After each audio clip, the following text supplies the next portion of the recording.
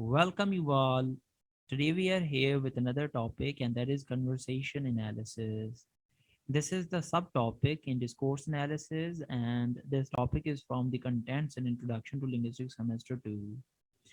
Here are some of the areas we are going to discuss in our today's topic. Those are cooperative principle, turn taking, implicatures, hedges, schema and script, and adjacency pair. So these are a couple of areas we are going to talk about, which is actually by doing all these, we are analyzing the conversation within discourse analysis. So without a further go, let's talk about our today's topic.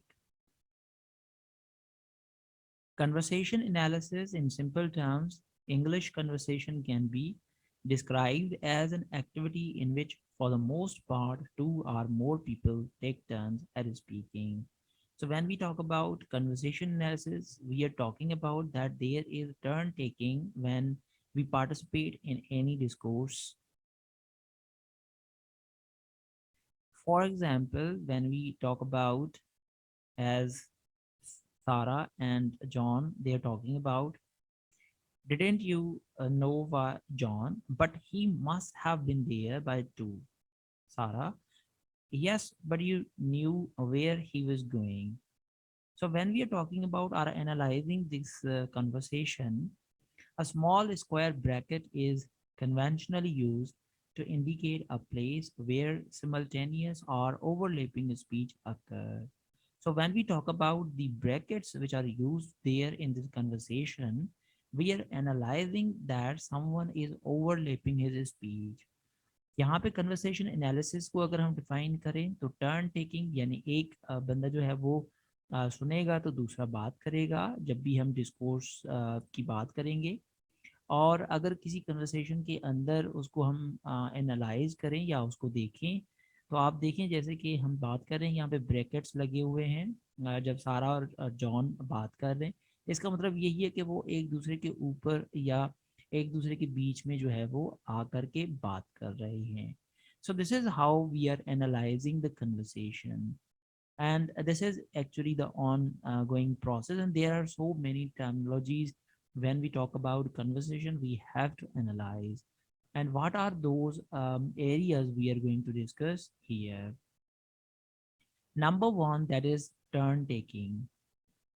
As it is there into this picture, others are listening, just one who is speaking, and this is exactly the picture of turn taking in conversation.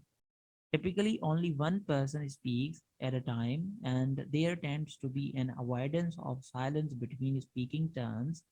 If more than one participant tries to talk at the same time, one of them usually stops. So, this is how we are talking about turn taking. One speaks, the other listen, or when others listen, one speaks. So, this is the turn taking in conversation analysis. Pauses and filled pauses. What are these terms when we talk about any conversation? The pauses marked by dashes are placed before and after verbs rather than at the end of sentences, making it difficult to get a clear sense of what this person is saying until we hear the part after each pause. So, when we talk about pauses, we usually do pauses like dashes before and after the verbs in conversation. Conversation के अंदर जो है वो dashes का इस्तेमाल verb से पहले या बाद में किया जाता है और उसको हम पॉजेस कहते हैं। For example, here is an example of poses. That's their favorite restaurant because they enjoy French food, and when they were in France, they couldn't believe it that that they had had better meals back home. So this is how we have used pauses in conversation. In the next example, speaker X produces filled pauses with him, after having almost lost the turn at his first brief hesitation. So sometimes when we make pauses and we become hesitate, we use certain words like in, or certain words. For example, X, he says, Well, that film really wasn't what he was good at. Why? Yes, the X. I mean, his other in his later films were much more, really more in the romantic style, and that was more what he was, you know, mm, best at doing. Why? So when did he make that one? So here, how we have used certain types of words here in, in this conversation, and we call them filled poses. So this is how we are using poses and filled poses in any conversation, and through these terminologies we could analyze any conversation. Here is another term which is called adjacency pair, and in adjacency pair, as it is there into this picture, speakers follow some well established patterns in conversation. When someone says hi or hello, we usually respond with a similar greeting. This is almost automatic sequence is called an adjacency pair.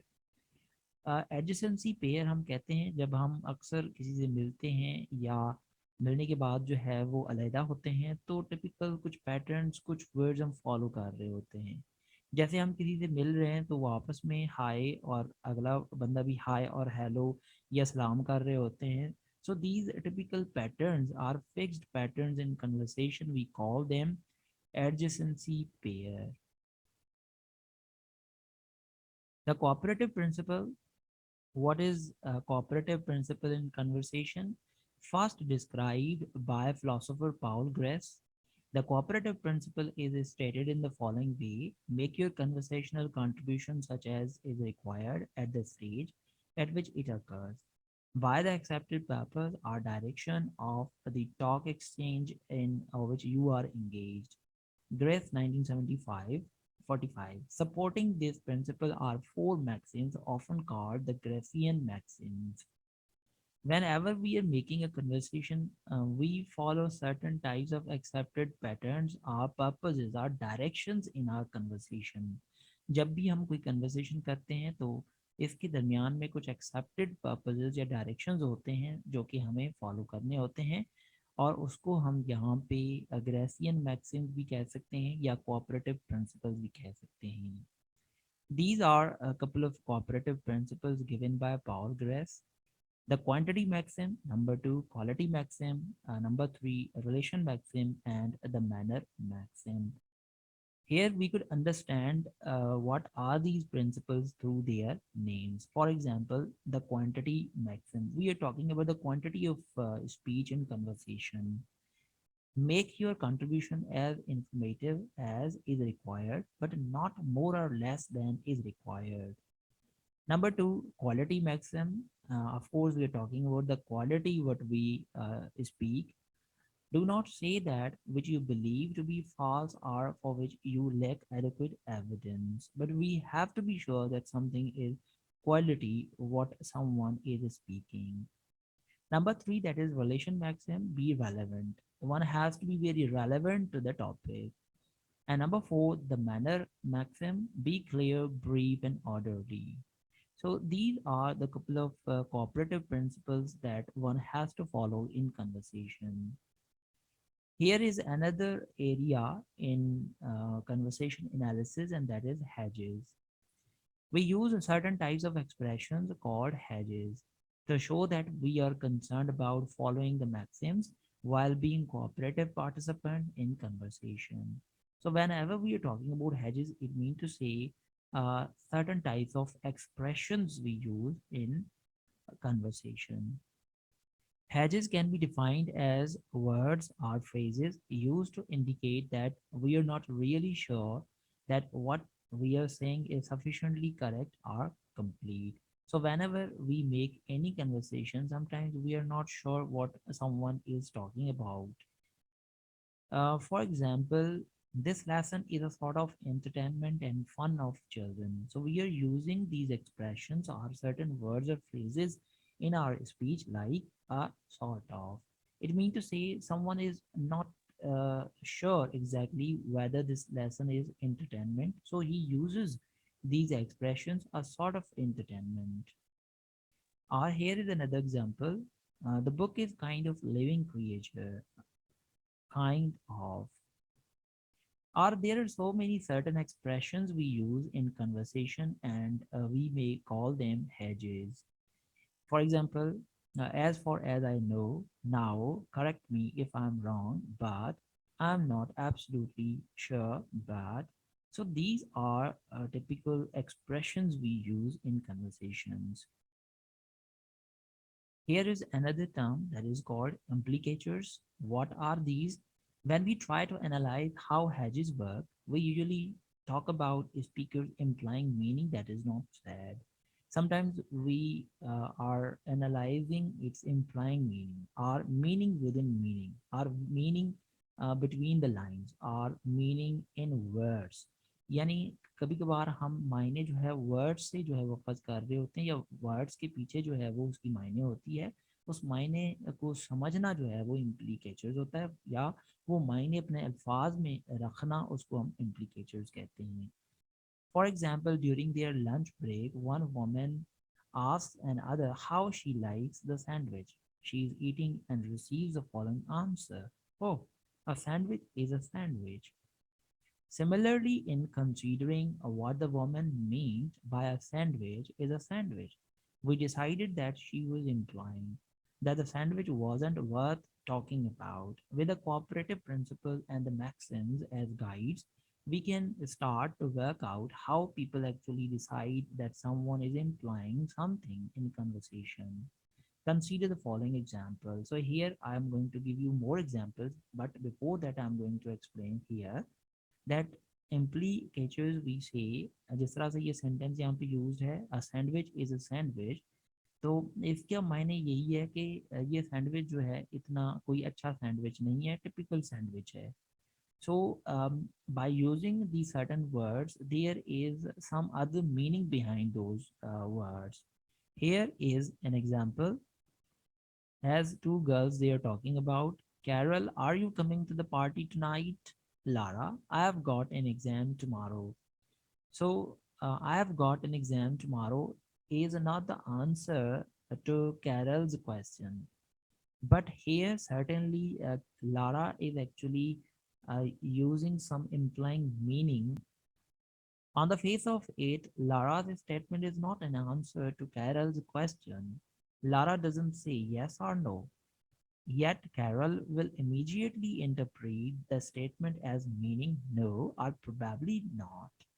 यहाँ पे अगर देखें तो Lara जो है वो exact जो है वो कैरल के सवाल का जवाब नहीं देती, बल्कि कुछ और वर्ड्स का इस्तेमाल करती है. मगर यहाँ पे कैरल समझ जाती है कि इसके जवाब का मतलब नो या शायद नो ही है. So this is the certain implying meaning and we call it implicature in conversation analysis. Here we are going to talk about background knowledge. As it is there, these two girls were talking about the exam. So it is noticeable that in order to describe the conversational implicature involved in Lara's statement, we had to appeal to some background knowledge about exams, studying, and partying that must be shared by the conversational participants. Investigating how we use our background knowledge to arrive at interpretations of what we hear and read is a critical part of doing discourse analysis. For example, previously we talked about that how these two girls were talking about, and Lyra was answering that I do have some exams. So indirectly she was saying to Carol that no, exactly they were actually using their background knowledge. Here is schemas and scripts. A schema is generally term for a conventional knowledge structure that exists in memory. So whenever we are talking about a conventional meaning which exists in someone's mind, that is a schema. A conventional knowledge structure, we may call it following accepted customs and properties. We use our conventional knowledge of what a school classroom is like, or a classroom schema. We have many schemas or schemata that are used in the interpretation of what we experience. and what we hear or read about. So schema हम उसे कहते हैं जो कि हमारे mind के अंदर कुछ रवायती तौर पे कुछ नॉलेज ऑलरेडी मौजूद होती है। जिस तरह से अगर हम क्लासरूम की बात करें तो ये अंडरस्टूड है या हर कोई जानता है कि क्लासरूम के अंदर किस तरह का माहौल होता है। ये जो रवायती माहौल जो कि हम पहले से समझ रहे होते हैं, इसको हम स्कीमा कन्वर्सेशन के अंदर कह सकते हैं। If you hear someone describe what happened during a visit to a supermarket, you don't have to be told what is normally found in the supermarket. You already have a supermarket schema, food displayed on shelves, arranged in aisles, shopping carts, and baskets, checkout counter, and other conventional features as part of your background knowledge. For example यहाँ पे देखें तो अगर कोई बंदा super market की बात कर रहा है तो हम ये नहीं कहेंगे कि सुपर मार्केट में क्या होता है। टिपिकली हम सबको पता है कि सुपर मार्केट के अंदर जो है वो चीज़ें डिस्प्ले हुई होती हैं। शॉपिंग जो है वो कार्ट्स होते हैं, बास्केट्स होते हैं, काउंटर होता है जहाँ पे पैसे पे करने होते हैं, and certain types of features और knowledge. So this actually conventional knowledge structure in one's mind about the things that is called schema in conversation. Here is we are talking about the script. Similarly, in many ways, to a schema is a script. यानी कि schema के फिर कई scripts हो सकते हैं। यानी अगर कोई बंदा सुपरमार्केट की बात कर रहा है तो इंडिविजुअली मुख्तलिफ लोग जो है वो मुख्तलिफ तरह से सुपरमार्केट में जाते हैं, चीज़ें खरीदते हैं। तो वो अपना अपना एक स्क्रिप्ट या अपनी अपने जो उन्होंने इवेंट या उन्होंने जो काम किए हैं वो लिख सकते हैं। यानी मुख्तलिफ स्क्रिप्ट्स उसके हो सकते हैं। In this way, similar in many ways to a schema is a script. A script is essentially a dynamic schema. That is, instead of a set of typical fixed features in a schema, a script has a series of conventional actions that take place. You have a script for going to the dentist and another script for going to the movies. We all have versions of an eating in a restaurant, a script which we can activate to make sense of this short text. For example, trying not to be out of the office for long, Susie went into the nearest place, sat down, and ordered an avocado sandwich. It was quite crowded, but the service was fast, so she left a good tip. Back in the office, things were not going well. So, Susie here you see writing an script, but different people may write different scripts in the same situation. This is exactly what we call a script. Again, schema and script we are going to talk about. On the basis of our restaurant script, we would be able to see a number of things about the scene and events briefly described in this short text. For example, although the text doesn't have this information, we would assume that Susie opened the door to get into the restaurant, that there were tables there, that she ate the sandwich, then she paid for it, and so on. The fact that information of this type can turn up in people's attempts to remember the text is further evidence of the existence of scripts. It is also a good indication of the fact that our understanding of what we read doesn't come directly from what words and sentences are on the page, but the interpretations we create in our minds of what we read. So here it is a detailed explanation what exactly the schema and script. Thanks for attention. Thank you very much. These all notes. One thing is to be noted that are taken from the book The Study of Language by George Yule. Thanks for attention. Thank you very much. Hopefully this would be very helpful for all of you.